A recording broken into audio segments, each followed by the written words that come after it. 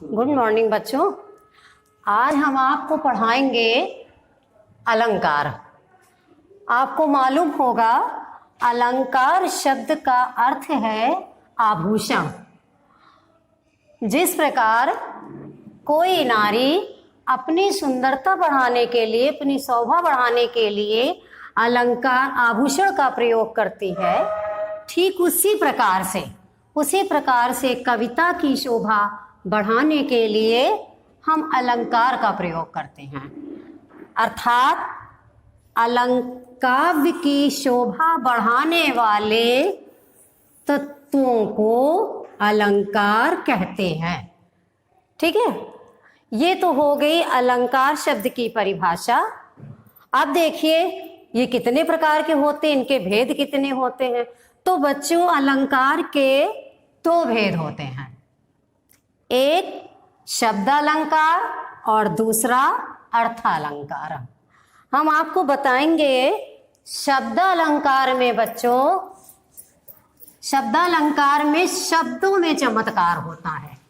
जहां पे शब्द के द्वारा, इसको लिख लीजिएगा कॉपी पे, जहां पर शब्दालंकार में बच्चों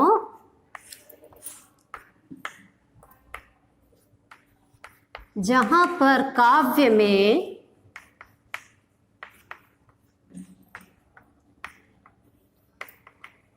अर्थ में चमत्कार होता है, काव्य में शब्द में चमत्कार होता है,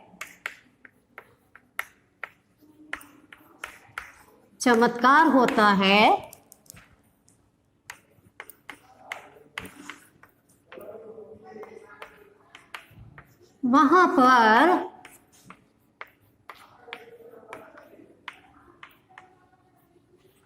शब्दालंकार होता है। अर्थात आपको ये बात समझ में आ गई होगी, जब शब्दों में कोई अर्थ आता है तब शब्दालंकार होता है। ठीक है, अब हम आपको बताएंगे शब्दालंकार के भेद। शब्दालंकार के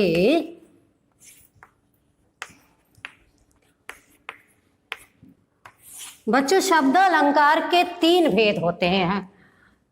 शब्दालंकार के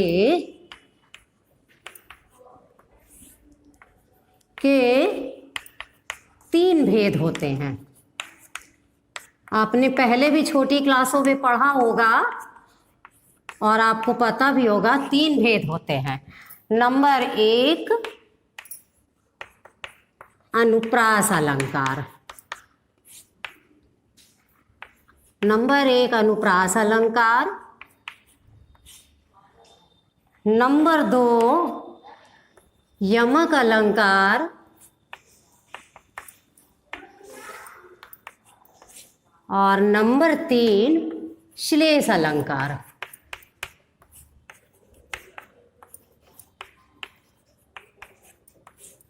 अब बच्चों, हम इन तीन भेदों के बारे में आपको बताएंगे। सबसे पहले देखते हैं अनुप्रास अलंकार। अनुप्रास अलंकार की क्या परिभाषा होती है, आपने छोटी कक्षाओं में भी पढ़ा होगा और पुनः देखें। अनुप्रास अलंकार, एक चीज यहां पे हम आपको समझाएंगे।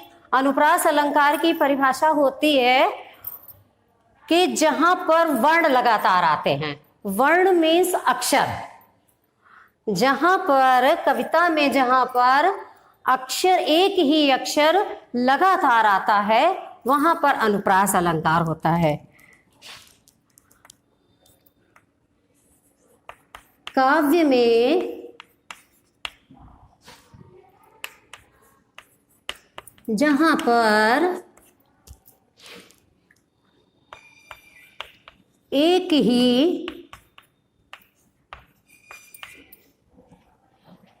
ही वर्ण की आवृत्ति का मतलब बार बार प्रयोग होना। एक ही वर्ण की आवृत्ति लगातार होती है,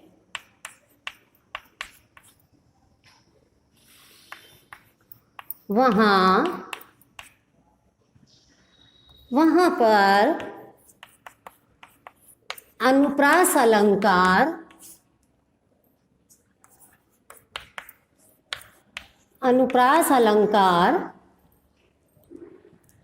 होता है।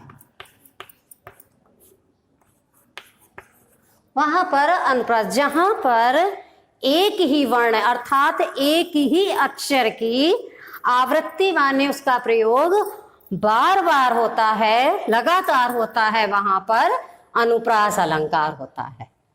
जैसे उदाहरण देखिए,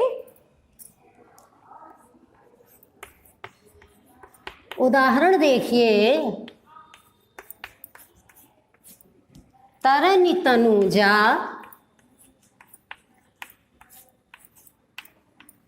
तट तमाल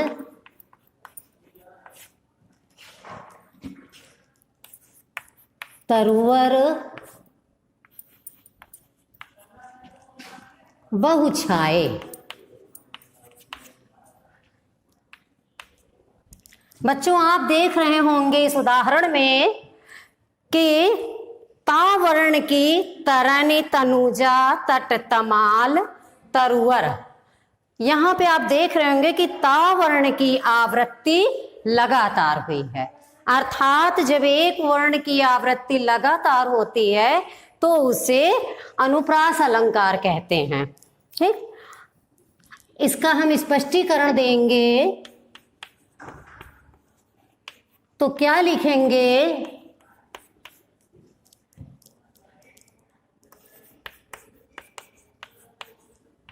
प्रस्तुत उदाहरण में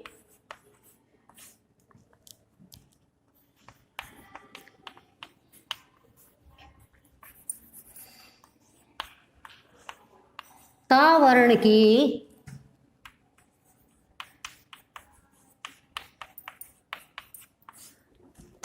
की लगातार आवृत्ति हुई है। आप देख रहे हैं इसमें ता वर्ण लगातार प्रयोग हुआ है, आवृत्ति हुई है, अर्थात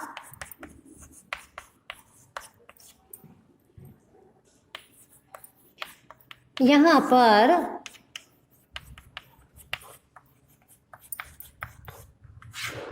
अनुप्रास अलंकार है।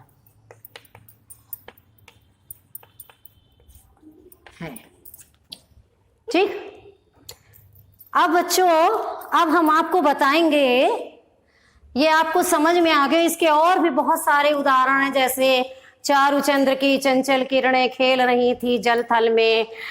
तो इस तरीके से बहुत सारे उदाहरण, जब एक वर्ण लगातार आता है तो वहां पे अनुप्रास अलंकार होता है। अब हम आपको बताएंगे अनुप्रास अलंकार के भेद। थोड़ा डीपली जाएंगे तो इसके अंदर के बारे में भी आपको जानकारी हो जाएगी कि अनुप्रास अलंकार के कितने भेद होते हैं। ये हम अब आपको बताने जा रहे हैं। शायद पहले भी आप पढ़ चुके होंगे, आपको बताया गया है पिछली क्लासों में, तो देख लीजिए। हम हेडिंग डालेंगे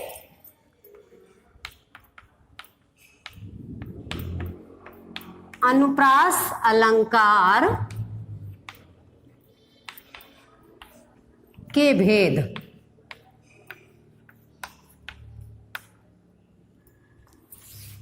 बच्चों, अनुप्रास अलंकार 5 प्रकार के होते हैं।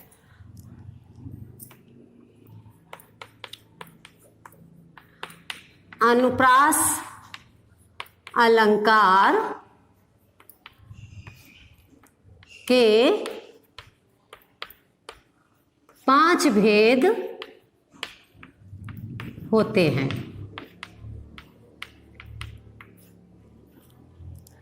जिनके नाम हैं, नंबर 1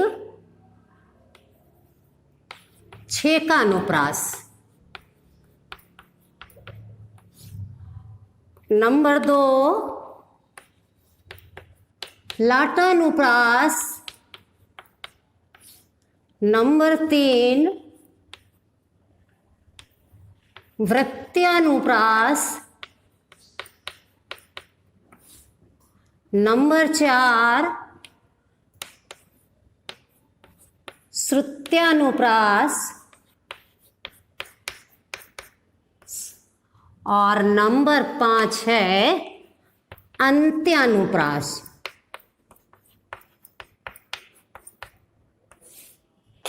बस बच्चों, आज की क्लास इतनी ही रहेगी। हमारे ख्याल से आपको काफी कुछ समझ में आ गया होगा। इसको कॉपी में आप लिख लीजिएगा। धन्यवाद।